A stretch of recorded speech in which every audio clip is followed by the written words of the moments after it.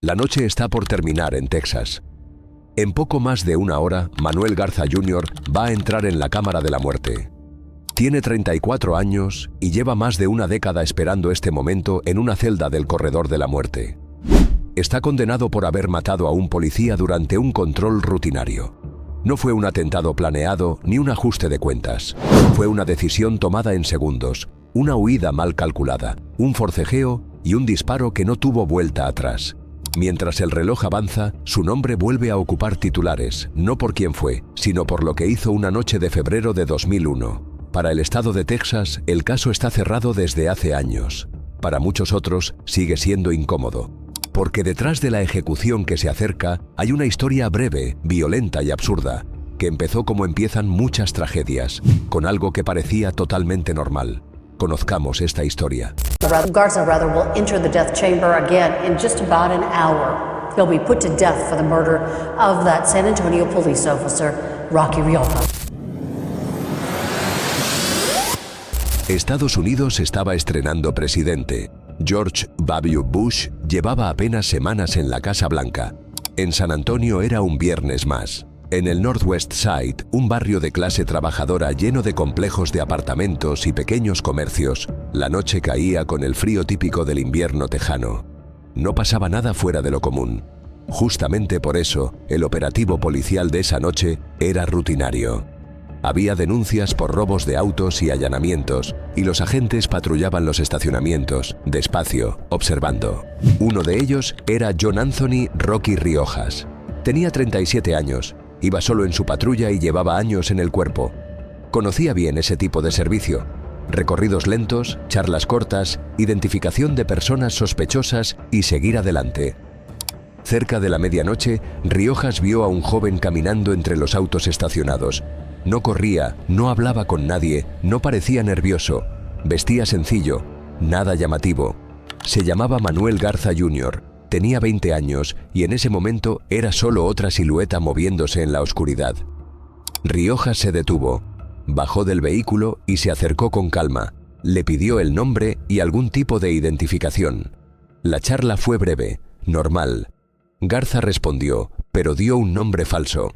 El oficial siguió el protocolo y le pidió que apoyara las manos sobre la patrulla. Hasta ahí, nada fuera de lo común. Pero algo cambió en ese instante. Garza giró el cuerpo y salió corriendo. Intentó irse sin mirar atrás. No gritó, no pidió ayuda, no explicó nada. Solo salió disparado entre los autos del estacionamiento. Riojas reaccionó al momento y fue detrás de él. Lo que debió ser solo un chequeo de rutina se convirtió en una persecución policial. La huida duró apenas algunos instantes. El policía lo alcanzó entre los autos y ambos cayeron al suelo. Desde los departamentos cercanos, algunos vecinos vieron una pelea confusa, cuerpos forcejeando en silencio.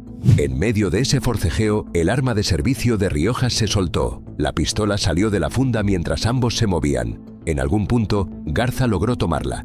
Testigos dirían después que fue un gesto corto, casi automático. Un brazo que se levanta, la cabeza del oficial girando apenas, como si intentara apartarse. El disparo se escuchó en todo el complejo. No hubo una ráfaga, no hubo segundos tiros, solo uno. La bala impactó de frente. Riojas cayó al suelo sin moverse.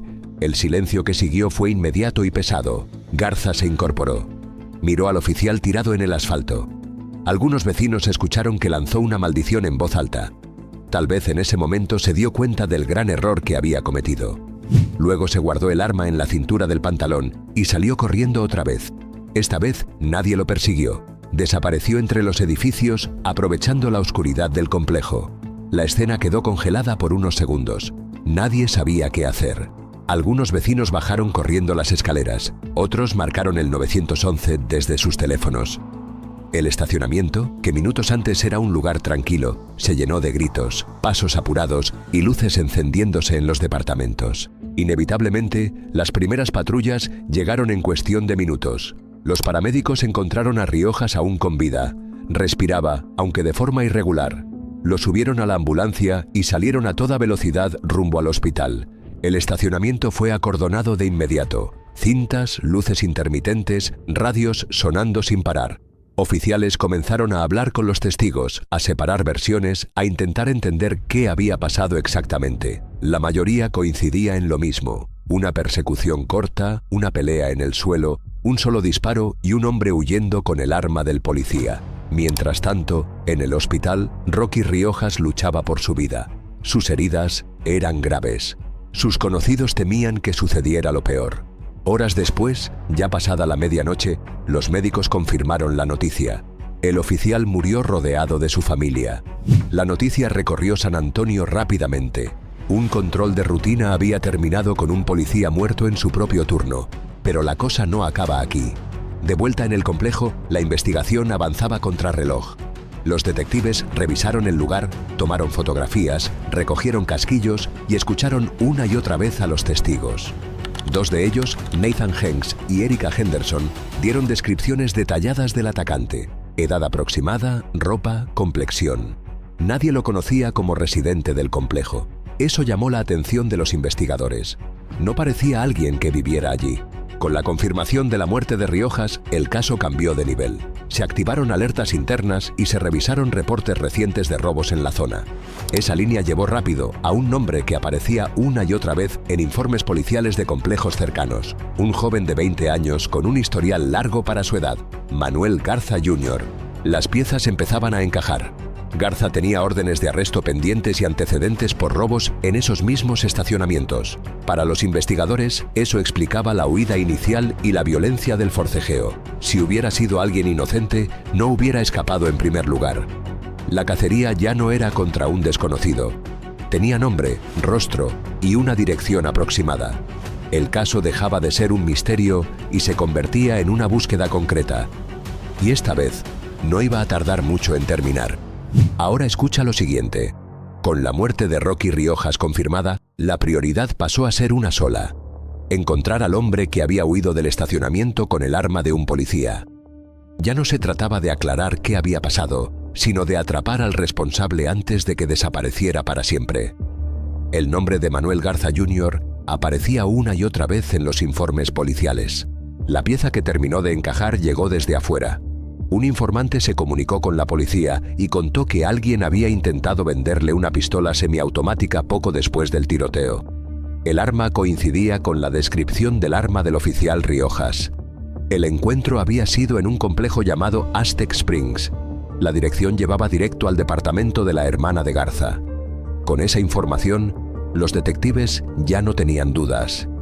En la madrugada del domingo, unas 26 horas después del crimen, varias patrullas rodearon el lugar. No hubo persecución ni resistencia. Garza fue detenido sin oponer pelea. No preguntó por el estado del oficial, no discutió, no intentó escapar. Simplemente aceptó que todo había terminado. Para la policía, el caso estaba cerrado. El hombre que había salido corriendo aquella noche ahora estaba esposado, sentado en la parte trasera de un patrullero camino a la cárcel. ¿Acaso estaba arrepentido por lo que hizo? Y si así era, ¿por qué no preguntó cómo se encontraba el policía herido? La verdad es que detrás de ese arresto había una historia que no empezó en ese estacionamiento. Manuel Garza Jr. nació y creció en San Antonio, pero su vida fue complicada desde el principio. Su madre consumió alcohol durante el embarazo, lo que le provocó síndrome alcohólico fetal. Su padre murió por una sobredosis de heroína cuando él todavía era joven. En su casa no hubo estabilidad. El abuso físico y emocional era parte de la rutina. No era un entorno donde alguien pudiera desarrollarse con normalidad.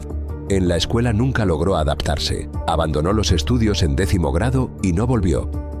Desde adolescente empezó a moverse entre pequeños delitos. Robos, huidas, problemas constantes con la policía. En 1997, los agentes encontraron en su habitación objetos robados, una pistola Glock y cargadores llenos. Ese mismo año se escapó de una casa de medio camino juvenil durante Navidad. Para muchos, eso ya marcaba el rumbo que iba a tomar su vida. Una vida que, aparentemente, no había sido buena para él. Con el tiempo, su historial se fue ampliando. Persecuciones a alta velocidad, arrestos repetidos, vínculos con pandillas. No era conocido por ataques violentos graves, pero sí por ignorar cualquier límite. No respetaba órdenes, no cumplía reglas, no parecía medir consecuencias. Trabajaba de forma esporádica, principalmente en empleos de baja calificación, como cocinero en locales de comida rápida. No tenía una vida organizada ni planes claros. Vivía al día. Quienes lo conocían no lo describían como alguien carismático ni especialmente conflictivo. Era más bien invisible, uno más moviéndose por los márgenes de la ciudad. No conocía a Rocky Riojas, no tenía ningún motivo personal contra él. Se cruzaron por primera vez esa noche y ese cruce duró apenas minutos, pero fue suficiente. Cuando Garza se encontró contra la patrulla, con órdenes pendientes y un pasado lleno de huidas, reaccionó como siempre: escapar. Solo que esta vez, el impulso lo llevó más lejos. El forcejeo, el disparo y la huida fueron la culminación de años de decisiones similares, solo que ahora el resultado fue irreversible. A partir de ese momento, su vida quedó reducida a expedientes, audiencias y una celda en el corredor de la muerte. Todo lo que vino después ya no dependía de él. Así es, el juicio comenzó poco más de un año después del asesinato. Para entonces, el nombre de Manuel Garza Jr. ya estaba ligado de forma permanente a la muerte del oficial Rocky Riojas. La acusación era clara y directa: asesinato capital de un policía en cumplimiento de su deber. En Texas, eso dejaba poco margen. Desde el primer día quedó claro que la fiscalía iba a ir a fondo. No lo iban a perdonar. Durante el juicio, los fiscales reconstruyeron la noche paso a paso. Llamaron a los testigos que habían visto la persecución, el forcejeo y el disparo. 2 de ellos fueron clave. Ambos coincidieron en lo esencial. Riojas alcanzó a Garza, pelearon en el suelo y Garza disparó con el arma del oficial. No hubo dudas sobre la secuencia. La evidencia forense reforzó ese relato. El arma recuperada era la pistola de servicio de Riojas y el disparo había sido a muy corta distancia, directo a la frente. También se presentaron las propias palabras de Garza. En sus declaraciones, admitió que había apretado el gatillo. No intentó negar el disparo. La fiscalía insistió en un punto central: no fue un accidente. Garza tomó el arma y decidió usarla. Para ellos, el hecho de que la víctima fuera un policía hacía el caso aún más grave. Sumaron su historial delictivo para pintar un perfil claro: alguien que llevaba años huyendo de la ley y que esa noche decidió llegar hasta el final. La defensa intentó otro enfoque. No discutieron que Garza hubiera disparado, pero trataron de explicar quién era y de dónde venía. Hablaron de su infancia marcada por el abuso, de la falta de un entorno estable, del síndrome alcohólico fetal. Plantearon que era un joven inmaduro, impulsivo, criado en un ambiente que nunca le dio herramientas reales. Buscaron mostrar que no era un asesino frío, sino alguien que reaccionó mal en una situación límite. El jurado escuchó todo lo que tenían que decir. Aún así, no tardó mucho en decidir. En menos de una hora lo declararon culpable. La fase de sentencia fue igual de rápida. Tras pocas horas de deliberación, optaron por la pena de muerte. Para la familia de Riojas, el veredicto trajo algo parecido al alivio. Para Garza, significó el comienzo de una espera larga y silenciosa. Después de la sentencia, su vida quedó reducida a una celda en el corredor de la muerte. Fue trasladado a la unidad Polunsky, donde pasó los siguientes años en aislamiento casi permanente. 22 horas al día solo, en un espacio pequeño, con contacto mínimo con otros internos. Afuera, sus abogados comenzaron a presentar apelaciones. Alegaron que su defensa inicial no había sido suficiente, que no se había profundizado lo bastante en su historial médico y familiar, que su capacidad mental debía haberse tenido más en cuenta. Intentaron de todo, pero nada. Las cortes estatales rechazaron una a una esas peticiones. Luego vinieron los tribunales federales. El argumento siempre era el mismo. El juicio había sido justo, las pruebas eran sólidas y Garza había confesado. Ningún trasfondo cambiaba el hecho central. La Corte Suprema de Texas confirmó la condena. Más tarde, las Cortes Federales hicieron lo mismo.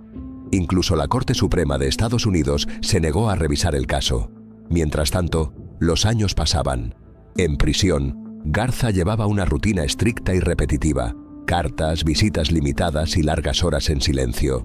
Tienes que saber que, increíblemente, en 2013 se casó con Larissa Yahak, una mujer que lo había conocido durante su encarcelamiento. Para muchos fue una sorpresa. Para él, parecía una forma de aferrarse a algo normal dentro de un sistema que ya no ofrecía salidas. Hacia 2015 ya no quedaban recursos legales. Todas las puertas estaban cerradas. La orden de ejecución fue firmada y la fecha fijada. Después de más de una década de apelaciones y espera, el estado de Texas se preparaba para cerrar el caso. Sí, lo que había comenzado con un control policial rutinario, ahora avanzaba, sin pausa, hacia un final definitivo. El día de la ejecución llegó sin sorpresas. Manuel Garza Jr. fue trasladado a la unidad Walls en Huntsville, después de pasar más de 12 años en el corredor de la muerte. Todo estaba decidido. En sus últimas horas recibió visitas breves. Estuvo con su madre y con su esposa. No hubo declaraciones públicas ni intentos de último momento. Pasó gran parte del tiempo escribiendo cartas y permaneciendo en silencio. Poco antes de las 6 de la tarde, los funcionarios lo escoltaron hasta la cámara de ejecución. Del otro lado del vidrio, varios oficiales de policía de San Antonio observaban de pie, con el uniforme puesto. Entre ellos estaba la hermana de Rocky Riojas, que también era agente. La viuda del oficial no asistió.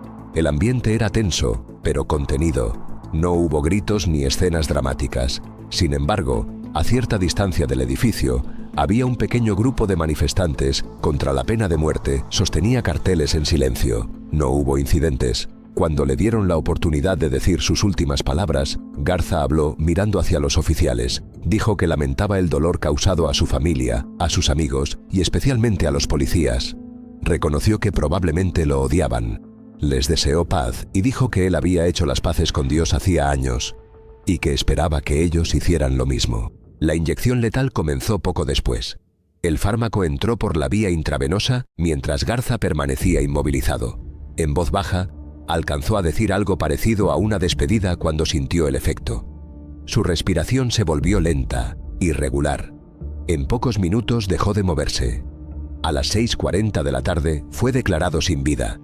Afuera, decenas de oficiales hicieron un saludo formal cuando los testigos abandonaron el lugar. El procedimiento terminó como estaba previsto. Con la ejecución, el expediente quedó cerrado, al menos en términos legales. Pero el caso deja preguntas que no desaparecen tan fácil. Todo empezó con una decisión tomada en segundos. Correr, resistirse, disparar. Ese instante acabó con la vida de un policía que estaba haciendo su trabajo y marcó el final del camino para un joven de 20 años que nunca volvió a salir de prisión. Dos trayectorias distintas que se cruzaron una sola vez y quedaron unidas para siempre.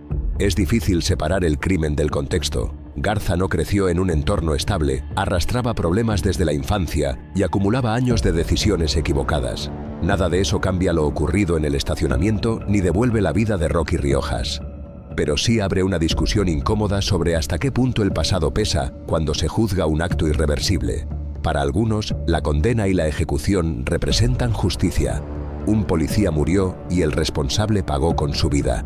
Para otros, el castigo no repara nada y solo suma otra muerte a la historia. El sistema actuó como estaba previsto, sin desviarse. Lo que queda es el vacío que dejó esa noche de febrero y la sensación de que todo pudo haberse detenido antes si alguien, en algún punto, hubiera tomado otra decisión. La justicia habló. El Estado cerró el caso. Pero la pregunta sigue abierta. ¿Se hizo lo correcto? Eso ya no lo decide un tribunal. Ahora quiero leer tu veredicto. Déjame tu opinión en los comentarios, lee lo que dicen los demás y sigamos el debate con respeto. Si te interesan este tipo de historias contadas sin adornos, suscríbete al canal y activa la campana.